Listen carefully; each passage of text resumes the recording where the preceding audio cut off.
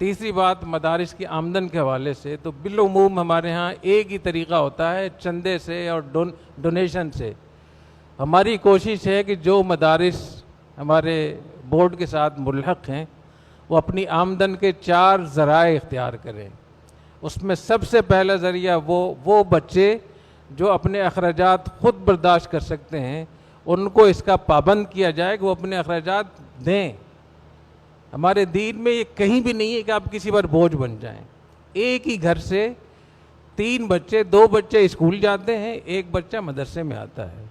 School जाने वाले जो बच्चे होते हैं तो माँ बाप उनके लिए इतनी मेहनत करते हैं, वैन का ख़र्चा और सालाना और माहाना और टीचर का और फर्नीचर का, पता नहीं कितने कितने खर्चे, 10-10, 15-15, 20-20, 25-25 हज़ार रुपये एक बच्चे का खर्चा लोग बर्दाश्त करते हैं।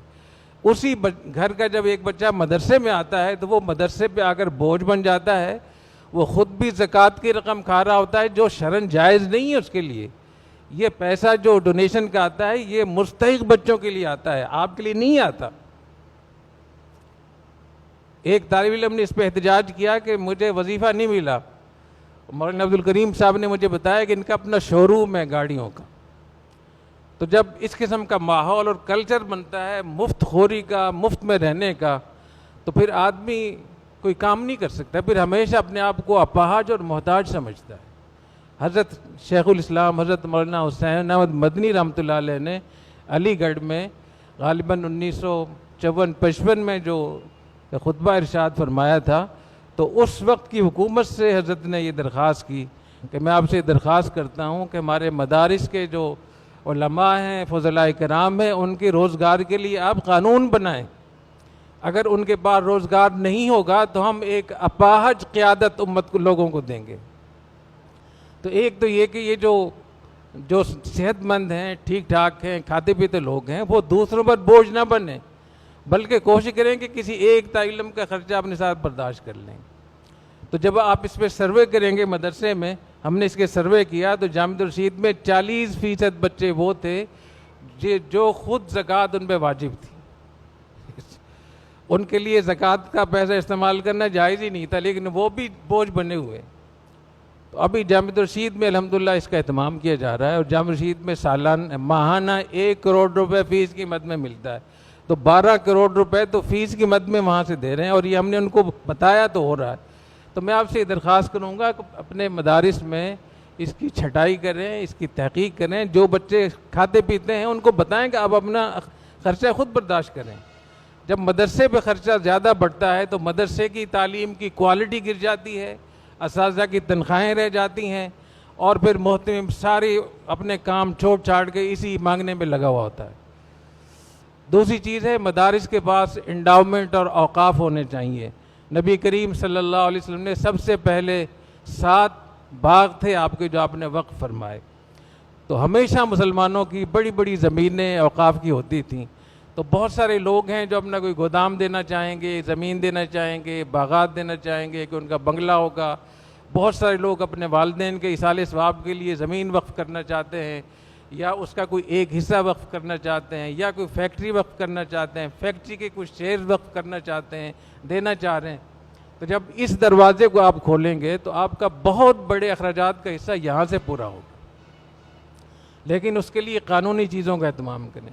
नंबर 3, आपके मदरसे में जो असातिज़ा हैं, जो तालीम जिस तरीके से मजमा तालीम दे रहा है, तो आपके पास ऐसे असातिज़ा ज़रूर होंगे जो लोगों को अपनी खिदमात फराहम करके और अच्छी खासी आमदन का ज़रिया बनेंगे।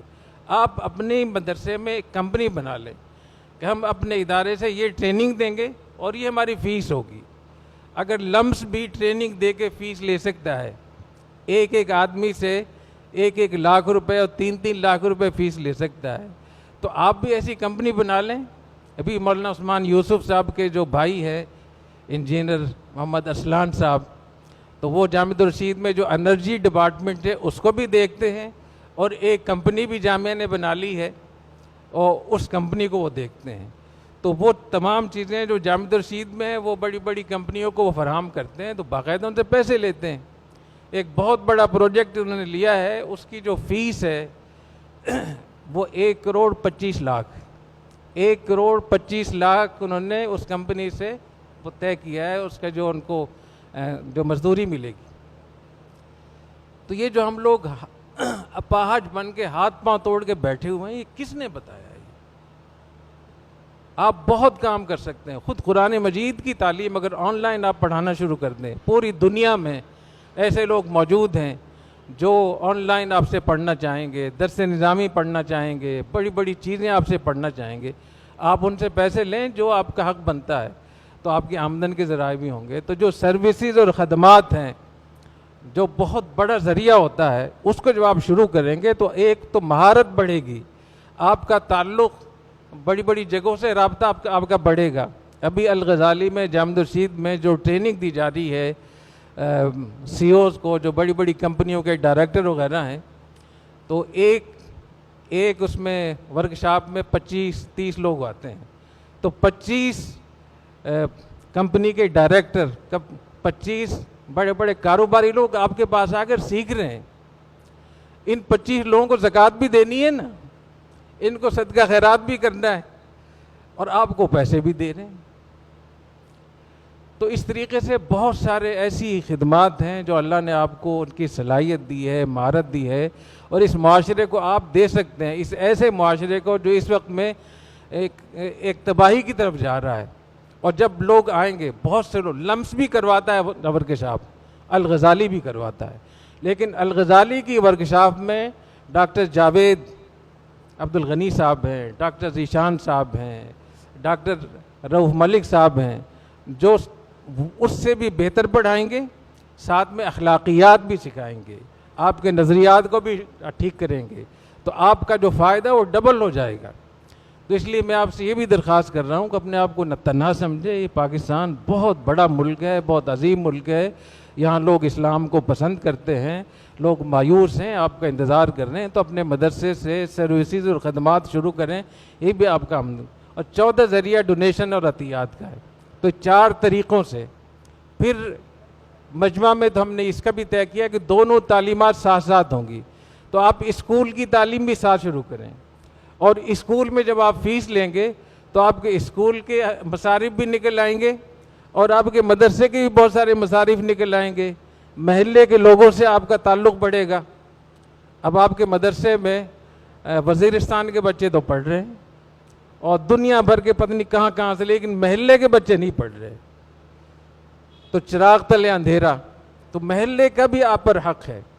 तो जब आप स्कूल भी शुरू करेंगे तो इंशाअल्लाह आपके वसाइल में भी इजाफ़ा होगा, आपके PR और ताल्लुकात में भी इजाफ़ा होगा, आपकी हमदर्दियाँ बढ़ेंगी, महल्ले में लोग आपके साथ होंगे, आपके साथ खड़े होंगे। और अपने महल्ले में एक फ़हरिस्त भी बना लें कि हमारे महल्ले में कितनी बेवा औरतें हैं, कितने यतीम बच्चे हैं, कितने माजूर लोग हैं। आप उनको याद रखें, आप उनके लिए भी कोशिश करें, यतीमों की तालीम का, उनकी कफ़ालत का एहतमाम करें। मौलाना फयाज साहब तशरीफ़ रखते हैं, माशाअल्लाह इन्होंने यतीमों के लिए बहुत बड़ा काम शुरू किया है। हमारे भाई शाहिद सिद्दीकी साहब हैं, जामिया रशीद के तहत मावा का सिलसिला शुरू किया हुआ है। तो आपके पास अपने महल्ले के जो माजूर लोग हैं, गरीब लोग हैं, यतीम हैं, बेवा औरतें हैं, उनकी फ़हरिस्त होनी चाहिए। ईद के दिन जैसे आप अपने बच्चों को ईदी देते हैं, कुछ ईदें उनको ईदी उनको भी पहुँचाएँ, तो ख़ुद अल्लाह ताला मदद करेंगे, आपकी कफ़ालत करेंगे इंशाअल्लाह ताला।